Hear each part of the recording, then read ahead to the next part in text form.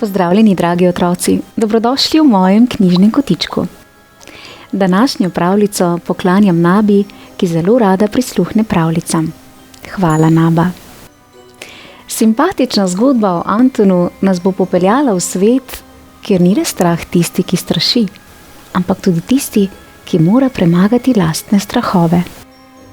Anton je namreč prikupen duhec, ki straši ljudi, a sam še nikoli ni občutil pravega strahu. Kako se bo izkazal, ko se bo srečal z nečim, česar se bo bal?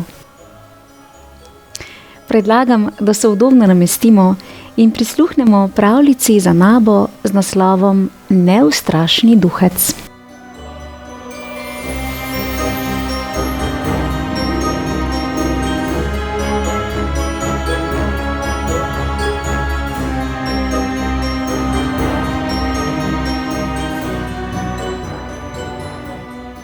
Povej, Julija, kako je, kadar te je strah? Vpraša Anton, mali duhec. Prav nič zabavno ni. Kadar me je strah, se tresem kot šiba na vodi. Včasih me celo boli trebušček. Nekoč me je bilo tako zelo strah, da mi je šlo v hlače. Pst, to je skrivnost, odgovori Julija, njegova prijateljica. O, je rekel Anton, rad bi, da me bi bilo strah. Sem ugledan mali duh in zaradi mene se drugi tresejo od strahu. Ne vem pa, kako bi bilo, če bi bilo strah mene. Ko bi me le lahko bilo strah, tako kot vse otroke. Samo enkrat, vsaj malo strah. Razumem te, Anton, toda ti si malo drugačen kot drugi otroci.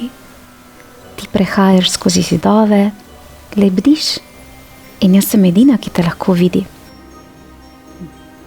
To je vendar normalno, saj sem duh. V redu, srečo imaš. Pomagala ti bom. Boš že videl. Našla bom način, da te bo strah. Že vem, kam te bom odpeljala, se domisli Julija.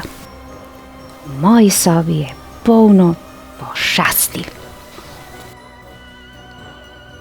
Ne da bi oklevala, Julija odpelje Antona proti svoji spalnici in tiho odpre vrata.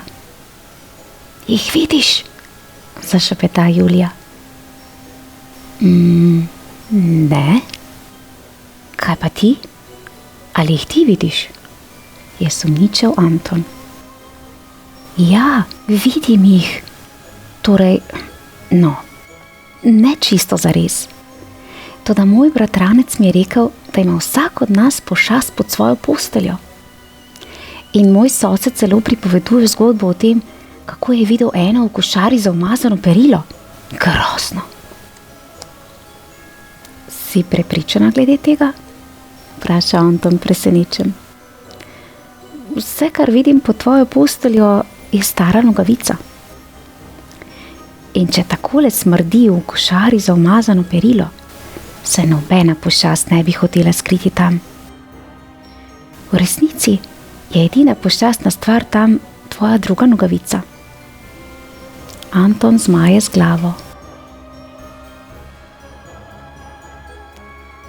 No, tam me že ne bo strah.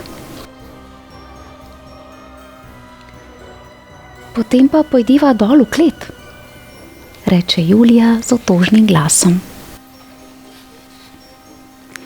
Sovražim, kadar me oče prosi, naj grem dol. In mama tudi. Zadnjič, ko je šla, ji je pot prekrižal pajek in kričala je tako glasno, da so jo slišali vse do lune. Torej? Vpraša Julija Antona, ko prispeta v klet. Se že kaj treseš? Niti najmanj. Vedno sem bil rad v temi.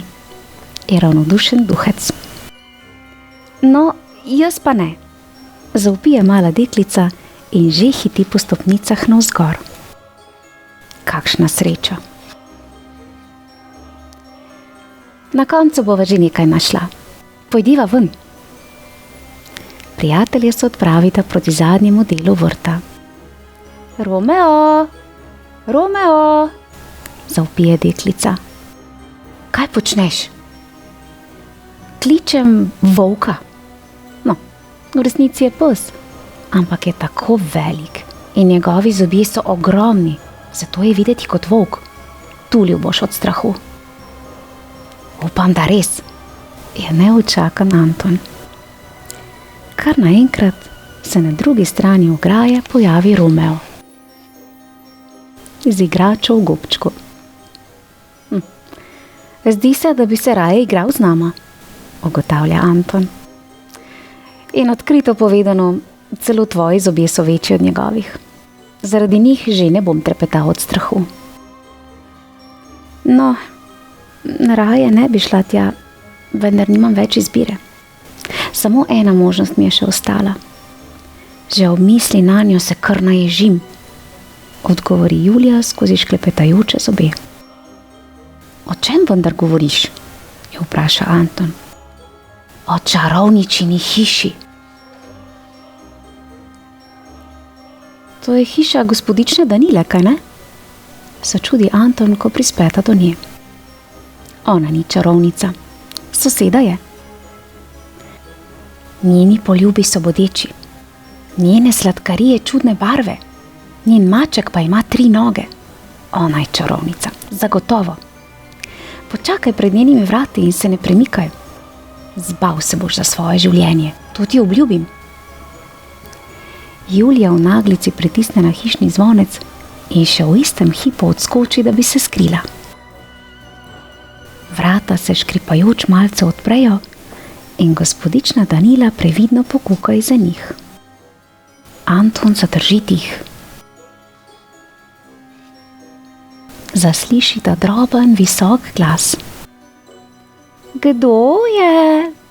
Si prišel po sladkarije? Nihče ji ne odgovori, zato počasi zapre vrata. Julija takoj plane k Antonu. Torej, te je bilo strah? Reci, da te je bilo strah. Ne, sploh ne. Sladkarije, ki sem jih videl, so bile videti res dobre. In njen 3-nogi maček je imel 3 rjave tačke in 1 belo. Zdi se prav prijazna soseda. Po vseh teh poskusih se mora Anton sprijazniti z dejstvom. Poskusila sta prav vse, a nobena stvar ga ni prestrašila. Tako srečo imaš. Nikoli ne bom vedel, kako se počutiš, če te je strah. Anton začne jokati. Julija je žalostna. Kadar sem vznemirjena, mi mami pripravi vročo čokolado. Pridi, ti jo bom naredila z 2 količino čokolade. Reče in ga poskuša potolažiti. Anton naredi 3 velike požirke. Se počutiš kaj bolje? Ne, je odgovori duhec in še vedno joče. Z objemom sem prepričana, bo tvoja žalost odletela skozi nebo. Toda kljub Julijinemu objemu solze še vedno polzijo po Antonovih licih. Bojim se, da nikoli ne bom nehal jokati, je žalosten Anton. Zagotovo bo kmalu... Kaj? Sklikne Julija. Bojim se, da nikoli ne... ponovi Anton. No, končno! Zdaj pa se je zgodilo. Ti se bojiš. Pravzaprav ni prav nič zabavno, če te je strah. Naposled spozna Anton. Kako prikupna pravljica. Anton in Julija sta nas naučila, da je včasih strah lahko priložnost za rast in seveda za pogum. Anton, ki je bil običajno tisti, ki je strašil, je na koncu spoznal, da sta z Julijo lahko junaka v svojem lastnem svetu, ker ni nič narobe s tem, da se bojiš. Otroci, včasih so najlepši trenutki prav tisti, ko se soočamo s svojimi strahovi, saj nas naredijo močnejše. Naba, uživajo v svetu pravljic, kjer je vsak strah lahko izziv, ki nas vodi do novih pogumnih dejanj. Otroci, v mojem knjižnem kotičku pa lahko prisluhnete še eni precej podobni pravljici z naslovom Pošastko, v kateri se je Pošastko odločil, da bo strašil izbranega otroka. In veste, kaj se je zgodilo? Prav nič. In Pošastko se je vsega naveličan odpravil poiskat novo službo. Vabljeni k poslušanju. Prijeten pozdravček Nabi, ter pa seveda vsem ostalim poslušalcem pravljic v mojem knjižnem kotičku. Pošiljam vam strašni pozdravček. Čau, čau. Mravo duhec.